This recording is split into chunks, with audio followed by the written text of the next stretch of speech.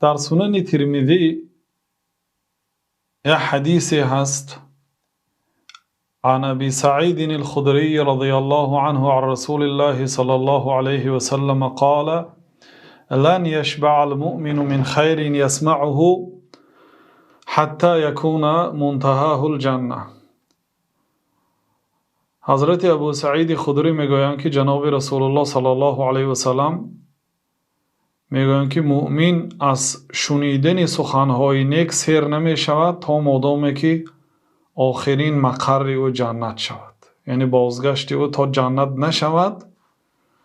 از شنیدن سخن نیک و بزرگترین سخن این سخن الله است، سپس سخن جناب رسول الله صلی الله علیه و سلم است که اینها وحی است، یعنی خبری آسمان است.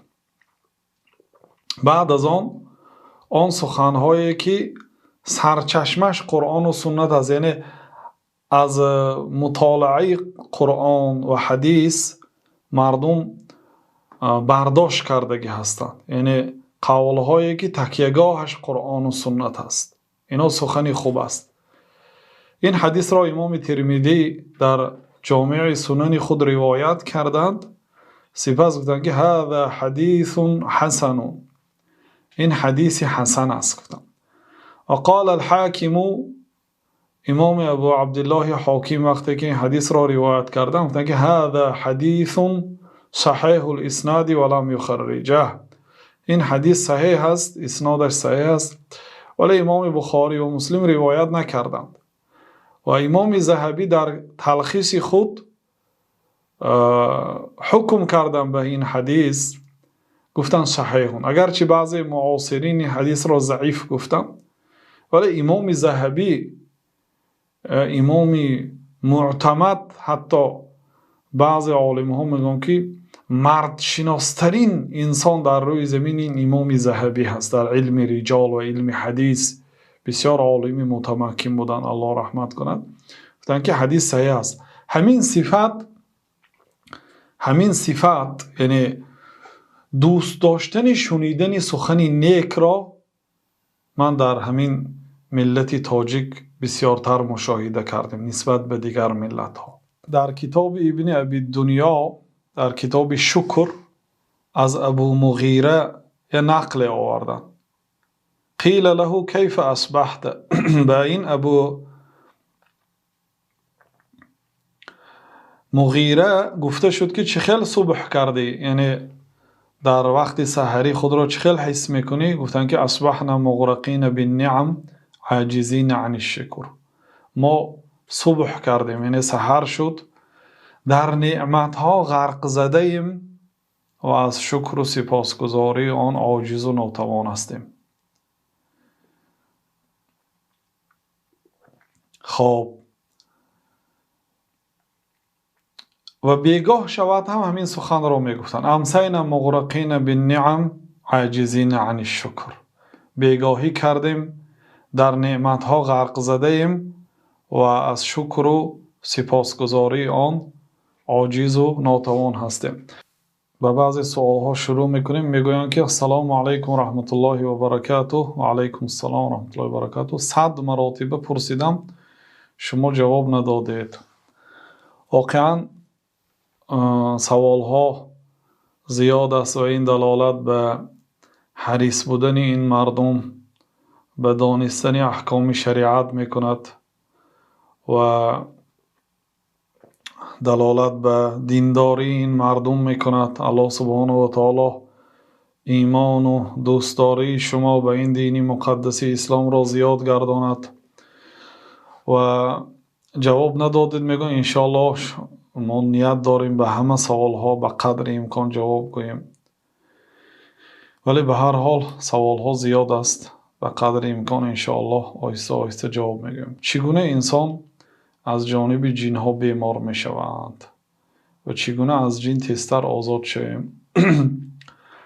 بله، قول اکثر علما این است که جن به بدن انسان می درآید، برای آنکه پیامبر صلی الله علیه وسلم اخرج عدو الله گفتند، برا دشمن الله گفتند. وقتی که برا که گفتند این دلالت میکند که او در آمد است. بنابراین علما رحمت الله علیهم در کتاب ها گفتند که کدام جنی که به بدن انسان که وارد شد در آمد و کافر میشه. تا کافر که نشد او نمیدراید. حتی مثلا بعضی ها میگفتند که جنش مسلمان بود یا کافر، یعنی به این معنا که اصلش چی بود. پیش از در آمدن مسلمان بود، ولی که وقتی که به بدن آدم در آمد الکی کافر میشد.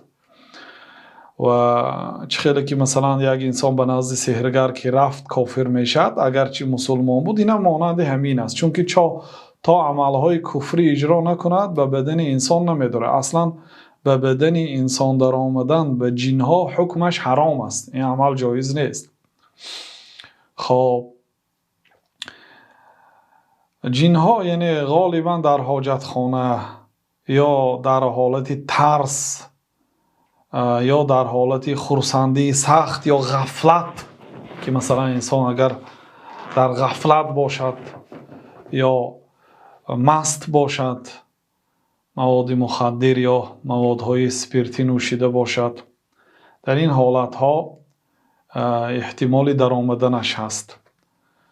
و جن ها غالبا اگر از پیش خود درآیند به دو مقصد می‌دارند. یکی به مقصدی ضرر رسانیدن یا قصدگیری. انسان نادیده مثلا بر بالای جن آب جوش میریزد مثلا، یا زیر میکند او را، یا میبرد با کارد مثلا، نمیبیند انسان. بنابراین پیش از شروع هر یک کار برای چی بسم الله مشروع شد. وقتی که بسم الله میگوید میگریزد جن ها، و در این حالت وقتی که گریخت شما به او ضرر نمیرسانید. و وقتی که شما به او ضرر رسانیدید نفهمیده، آنها عذر را قبول نمی کنند، بعد به روی قصاصگیری می درآیند. این یک نوعی در آمدن جن. دویمش از روی عشق و محبت، یعنی عاشق می شود نعوذ بالله، بدن انسان را می بیند و می خواهد به بدن انسان درآید، یا اینکه برای زندگی. این اگر جن خود درآید و گاه این را با طلب فرمایش طلب میکنه. مثلا به نزد سحرگر یک آدم میرد و فرمایش میدهد، مبلغ میدهد که فلانی مقصد دلش از وظیفش خنک شود، یا از همسرش خنک شود، یا به فلانی گرم شود، یا از فلان خانه دلش خنک شود، یا از فلان کار دلش خنک شود، یا گرم شود، خلاصه یا بیمار شود، یا کارش آمد نکند. گفته به سحرگر و جادوگر مبلغ میتیند، بعد سحرگر و جادوگر بعضی وظیفه های کفری و شرکی را انجام میدهد. بعد از آن جن در اطاعت سحرگر میشد. بعد سحرگر جن فرمان میدهد که رفته به بدنش درآید و فلان کارها را اجرا کند. خب اکنون به جواب میگذاریم. یعنی سوال بود که جن به چگونه به انسان می درآید یا چه خیلی انسان بیماری جنی می شود. یعنی روحی، بیماری روحی هست. البته این یکی از علامتاش این است که مثلا وقتی که دکترها کشف میکنند یگان نتیجه بیماری در این آدم نمی بینند. مثلا جایی که شکایت میکند سرم درد میکند میگن، یا شکمم درد میکند میگن، همون جایی میبینه چیزی نیست. یعنی چون که این چیزی حسی نیست، این چیزی معنوی روحی هست. بنابراین این یکی از علامت های در آمدن جن یا اینکه بودن سحر. خب الله سبحانه و تعالی در سوره یونس میگوید که ان الله سیبطله، سحر را الله باطل میکند. خب مادامی که الله باطل میکرده باشد باید ما بسیارتر توجه به سوی الله کنیم، نه به سوی مخلوق ها، علل خصوص به مخلوق های کافر مانند جادوگرها، فالبین ها، گیپناسچی ها. اینا همش سحر است. و در حدیث ابو هریره رضی الله عنه آمده است که جناب رسول الله صلی الله علیه و سلم گفتند که ما انزل الله داء الا انزل له شفاء. هر یک دردی که الله تعالی نازل کرد برای همان درد شفا نازل کردگی است. هر یک درد شفا دارد. لیکن مثلا میگن که دردی بی دوا میگن. این گپ نادرست است. هر یک درد دوا دارد ولی دوایش را طبیب ها نیافتند. علمه من علمه و جهله من جهله. در دوام حدیث جناب رسول الله صلی الله علیه و سلم گفتند که به هر یک دردی که الله نازل کرد، الله دوا هم نازل کرد. آن دوا را دانست آن آدمی که دانست، ندانست آن آدمی که ندانست. یعنی همه مثلا حتی بیماری ویچ سپید هم اصلا طبابت دارد ولی علمی مردم کوتاهی میکند. الله تعالی که درد را نازل کرد، دوایش را هم نازل کرده است. ببینید همین حدیث در صحیح بخاری است. درد را الله نازل کرد، دوا را هم الله نازل کرد. خب مادامی که الله نازل کرده باشد، بهترین راه حل مشکلی این توجه به سوی الله سبحانه و تعالی. چون که او درد نازل کرد، او شفا نازل کرد. شفا در دست الله تعالی است. بنابراین بهترین نوع طبابت این دعا هست و توکل به الله تعالی هست. بنابراین حضرت عایشه بیماری جناب رسول الله صلی الله علیه و سلم را نقل کرده، گفتند که سحر رسول الله صلی الله علیه و سلم یهودی من یهودی بنی زریق. یا یهودی از یهودی های بنی زریق جناب رسول الله صلی الله علیه و سلم را سحر کرد که یقال له لبید بن الاعصم. نامش لبید بن اعصم بود. قالت حتى كان رسول الله صلی الله علیه و سلم یخیل الیه انه یفعل الشیء و ما یفعله. حضرت عایشه میگن که حتی به جناب رسول الله صلی الله علیه و سلم چنان خیال می آمد که گویا یک کار را کرده ایستادند لیکن در حقیقت نکردند. همین خیلی یک سحر خیالی بود. حتی اذا كان ذات یوم او قال ذات لیلة، حتی یک روز بود یا یک شب بود، یعنی بعد چند روزی بیماریشان، دعا رسول الله صلی الله علیه و سلم، جناب رسول الله صلی الله علیه و سلم دعا کردند. ثم دعا، سپس دعا کردند. ثم دعا، سپس دعا کردند. ثم دعا، سپس دعا کردند. یعنی دعا کردند. وقتی که دعا رو به خاتمه رسانیدند، آخری دعا باید صلوات گویید تا اینکه دعاتون قبول شود. اللهم صل و سلم علی نبینا محمد. تمام نوعهای صلوات هایی که از پیامبر صلی الله علیه و سلم وارد شده است اجازت است. از همه بهترینش صلات ابراهیمیه که در آخر نماز میخوانیم. با دعا کردن، بعد اینکه دعا رو به آخر رسوندن با دعا کردن، همین خیلی 4 مراتبه دعا کردن حتی الله سبحانه و تعالی سحری جناب رسول الله صلی الله علیه و سلم را کشاد. و این چنین از حضرت سعد آمده است که جناب رسول الله صلی الله علیه و سلم گفتند که دعوت ذی النون اذ دعا وهو فی بطن الحوت، شما دعای حضرت یونس را به خاطر آرید چون دعا کرد حالان که او در شکم ماهی بود. لا اله الا انت سبحانك انی کنت من الظالمین. غیر تو ای الله دیگر معبودی بر حق نیست، دیگر الهی بر حق نیست، دیگر پروردگاری حقیقی نیست. دیگر اینا پروردگاری دروغی هستند، این بت و هیکل ها. الهی حقیقی، پروردگاری حقیقی این تو هستی، غیر تو دیگر معبودی بر حق نیست. سبحانک، تو پاک هستی از تمام صفات های پست، عیب و نقصان. انی کنت من الظالمین، من از جمله ظالم ها شدم، یعنی من گناه کردم، من خطا کردم. بعد پیامبر صلی الله علیه و سلم میگه فانه لم يدعو بها رجل مسلم في شيء قط الا استجاب الله له. با همین دعا کدام مسلمان اگر دعا کند مگر الله تعالی دعایش را قبول میکند.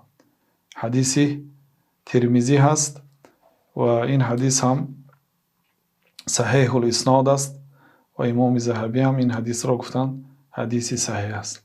و یکی از عملهای بزرگ خیلی که گفتیم توکل به الله تعالی، یعنی تکیه به الله تعالی در جلب فایده و دفع همین ضرر به الله تکیه کردن است. باوری کردن و دعا کردن، از او پرسیدن و توبه کردن به گناه ها و استغفار پرسیدن، یعنی استغفر الله و اتوب الیه بسیار گفتن و نماز خواندن و ذکری بسیار و قرائت قرآن. از ابن عباس رضی الله عنهما آمده است که پیامبر صلی الله علیه و سلم کان یقول عند الکرب، در وقت مشقت سخت میگفتند که لا اله الا الله العظیم الحلیم، لا اله الا الله رب العرش العظیم، لا اله الا الله رب السماوات و رب الارض و رب العرش الکریم میگفتند. اگر این دعا را هم گوید ان شاء الله سحر کشاده میشد. این علاج هایی که مختصرا الان ذکر کردیم، این شما میتوانید بی رفتن به نزد یگان قاری یا علمدار یا رقیه خان شما میتوانید این علاج ها را خودتان در خانه اجرا کنید. خب زنی برادرم خواهر زنم هست، یعنی ما باجه هستیم. زنی او برای من عین حال محرم هست یا نامحرم؟ من میتونم قطیش دست داده سلام کنم به مثل اپا و خواهر و خاله عمم؟ نه. زنی برادری شما یعنی ینگه شما اگرچه با خواهری همسرتان هست و برای شما محرم نیست، شما نمیتونید همراهی او در یک جا خلوت مانید، نمیتونید دست داده با او سلامت کنید. میگم آیا پوشیدن کپکه گناه هست یا نه؟ نه، پوشیدن کپکه گناه نیست، برای آنکه این لباسی هست که این لباس عام است، یعنی مسلمان ها هم میپوشند، غیر مسلمان ها هم میپوشند. و الاصل فی الالبسه الحل، قاعده هست اصلا لباس ها حلال است. اگر حرام گوید کسی باید دلیل بیارد که الله تعالی در قرآن گفته است که ای مردم کپکه نپوشید، یا پیامبر صلی الله علیه و سلم گفته باشند که کپکه نپوشید گفته باشند. یگان دلیل حرام کننده نیست، اصل حلال است. نام پسرم رو منصور نام کنم نام خوب است یا بد است؟ نام خوبم نیست، نام بدم نیست، اجازت است. نام به زبان عربی هست، معنای بد ندارد. آیا 1000 بار استغفرالله گویم یا که یک باره 1000 استغفرالله 1000 استغفرالله گویم ثوابش بهتر است؟ نه، 1000 استغفرالله 1000 استغفرالله نگویید. استغفرالله اتوب الیه استغفرالله اتوب الیه که استغفرالله استغفرالله گفته مقصد تا 1000 روید یا زیاده از این روید. خیلی نیکی 10,000 مراتب استغفرالله اتوب الیه خیلی وارد نشده. فقط در ذکر صباح یک دعا هست. پیامبر صلی الله علیه و سلم گفتند که سبحان الله و بحمده عدد خلقه. سبحان الله و بحمده بر عدد خلق الله تعالی. عدد خلق الله تعالی رو کسی نمیداند. سبحان الله و بحمده عدد خلقه و رضا نفسه، تا راضی شدن نفسش، و زینت عرشه، تا وزن عرشش. و عرش چند کیلوگرم است؟ عرش از همه بزرگترین مخلوق است از روی حجم. از روی حجم برای چی؟ برای که از همه بزرگترین مخلوق از روی مکانت و منزلت این جناب رسول الله صلی الله علیه و سلم است. از روی آبرو، از روی مکانت، از روی قدر این جناب رسول الله صلی الله علیه و سلم است. و از روی حجم عرش است، چون که عرش تمامی مخلوقات را احاطه کرده گرفتگی هست.